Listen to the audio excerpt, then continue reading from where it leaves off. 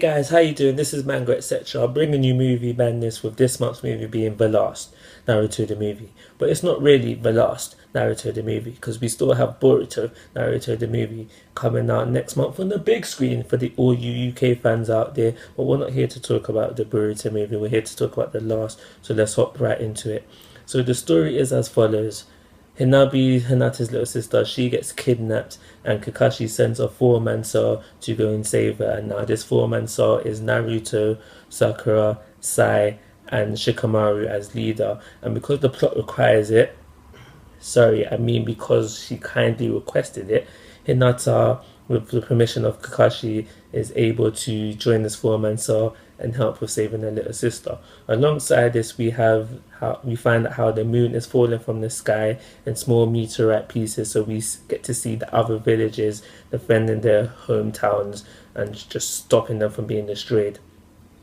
Alongside this main story, we have a sub-story, and this is simply Naruto and Hinata finally getting together and becoming one of the very few legitimate Naruto couples in my eyes. If you want to know more about what I think about the couples of Naruto, comment section, request the video because it's quite a lengthy topic, so I'd have to do a separate video on that. But yeah, let's stay on topic now and just talk about how Naruto and Hinata finally get together. It all starts with a genjutsu, and Naruto is in a genjutsu and he is seeing the memories of some of his childhood, just some more present, and then and some more present. And we get to see him just coming to terms with the fact that he's finally finding out that Hinata does like him, like to say that her saying I love you in the middle of the pain arc wasn't enough. No, it takes the genjutsu, all the memories, and just finding out some other things throughout this genjutsu to just for him to finally realize that Hinata likes him. After they snap out of the genjutsu and he's come to this realization, he starts to catch feelings for her as well, and they start to spend more time together. And it's through this time together that they share, he finally develops some concrete feelings and he pops those three magic words, I love you. Why this relationship is legit, why I accept it, goes back to that whole scene with Naruto versus Sakura, when Sakura's still just feeling the effects from saving Naruto, and they're just talking, and just during this conversation where Sakura says the following: the only reason why you loved me is because you wanted to be better than Sasuke. And for me, that works. That's like something that I can accept, because we do know that Naruto and Sasuke has always had this rivalry, and we know that Naruto has always partially been jealous of Sasuke. So like Naruto's always wanted what Sasuke has. So from just Sasuke having the attention of Sakura all this time, he wanted it as well. So like when he thought that he loved Sakura, it wasn't legit. Like, get me? He's just wanting her because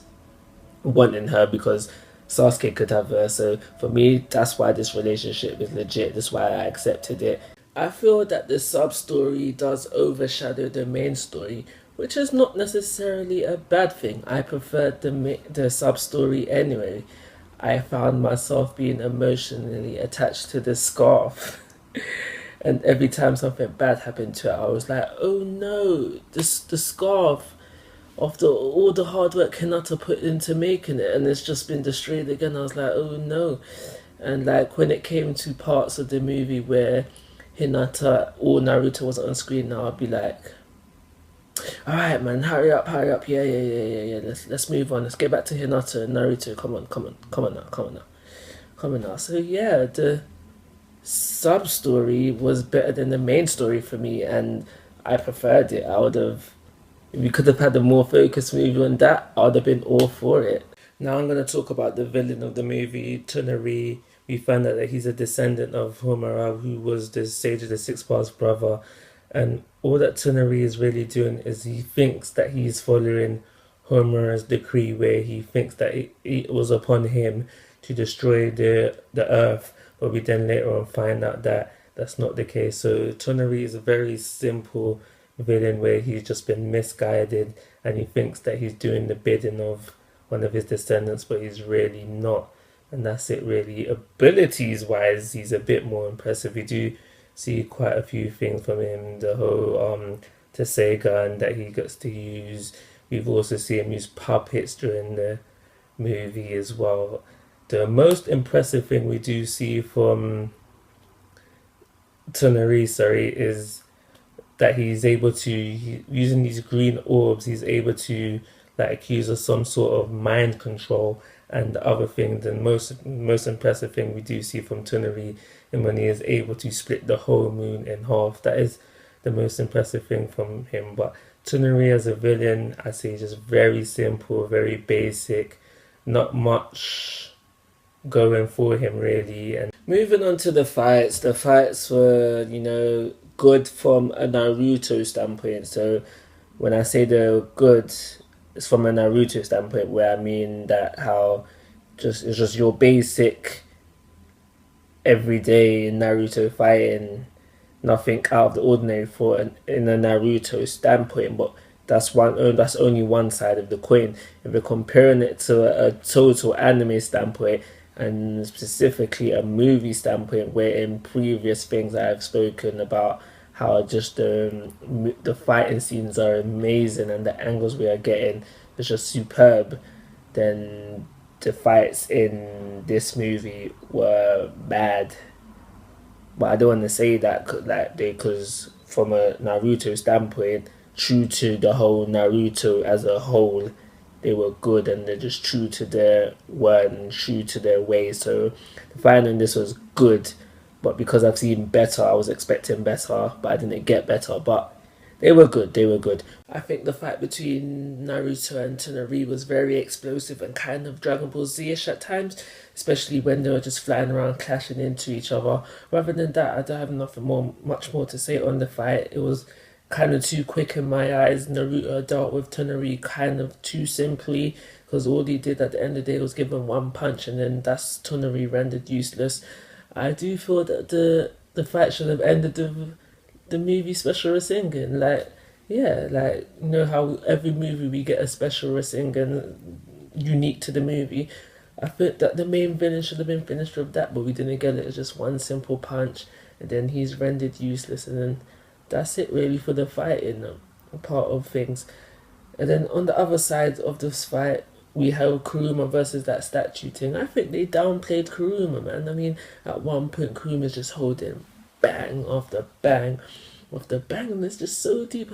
I'm sure Kuruma should have easily been able to handle this statue, but he didn't, man. We had to see him get bust off, and it just wasn't fair, but that's life, I guess. I want to spend like a little bit of time talking about Kakashi as a Hokage, because this movie is the only time we get to see Kakashi act as Hokage, because by manga chapter 700 he's already handed over the mantle to Naruto. So this is literally the only time we get to see Kakashi as a Hokage, and I want to answer the question: was Kakashi a good Hokage? And again, like I've said, there's not much to go on, seeing as how he only acts as Hokage in this movie. But just based on what we've seen of Kakashi in this movie, I'm going to try and answer that question. So my answer is no, he's not a good Hokage, and this is why. Because first things first, in the movie we see Kakashi, and it's said loads of times during this movie that Kakashi's had a good hunch, a good hunch, a good hunch, a good hunch, a good hunch.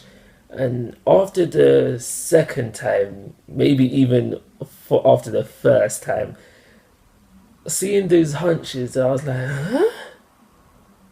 You're going on a Kakashi, you're going on a hunch? That's some Genin level, maybe slide as a tune-in level type crap. And you're Hokage, like, a Hokage shouldn't be going on hunches. This is what I'm trying to get into right now. A Hokage shouldn't be going on hunches. A Hokage is the leader of the village, so they should definitely be going on hunches. You should be taking facts, and based on these facts, making well thought out decisions, not going on hunches. Like I said a second ago, that's on some Guinean level Naruto type rubbish. Like, come on, really, really, really. Come on. The other thing that I think that makes Kakashi a bad Hokage was his attitude towards when the village was getting attacked. Man froze. Man froze up.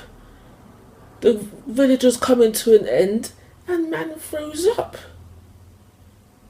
The Hokage is the leader of the village, the first man in line when the wars start to kick off. At most times, the strongest person in the village. And, like, the villagers depend on this guy to protect and serve. And when it came to crunch time, man froze. Man didn't even attempt anything. If it was up to him, the village would be dead.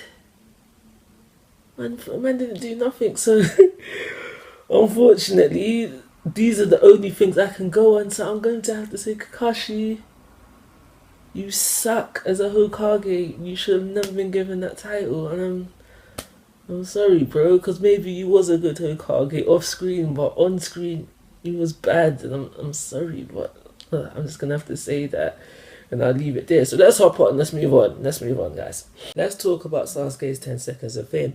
I swear to God that Sasuke is only in this movie for about 10 seconds, if not a little bit more. Now, this wouldn't get me so annoyed if it wasn't for this. Why is he on the damn movie cover?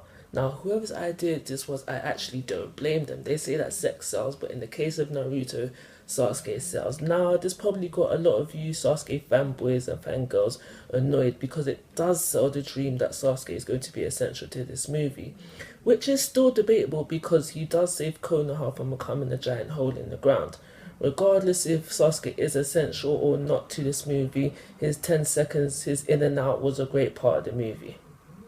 Moving on to the last thing I want to talk about, which is my favourite scene in the movie, which is also one of the last scenes in the movie where we see Naruto launch him and Hinata into the sky using a Rasen Kamehameha, where they finally shared their first kiss. When I first saw this, I was like, oh yes, Naruto, you idiotic romantic, you way to make your first kiss with Hinata so memorable by bringing it as close as to the moon as possible. It takes that classic love story ending and putting a little shonen twist on it, which made it also more beautiful. This is by far one of the best Naruto movies I have ever seen, and it is definitely within my top 3. So I feel that I have no choice, like I literally have no other choice but to give it a 4-star rating, and I'm going to say no more. So like always, guys, I'm asking for your thoughts and opinions. If you haven't already, please subscribe to my YouTube channel, and I'll see you next month for some more movie madness. But most importantly, guys, take care, have a nice day.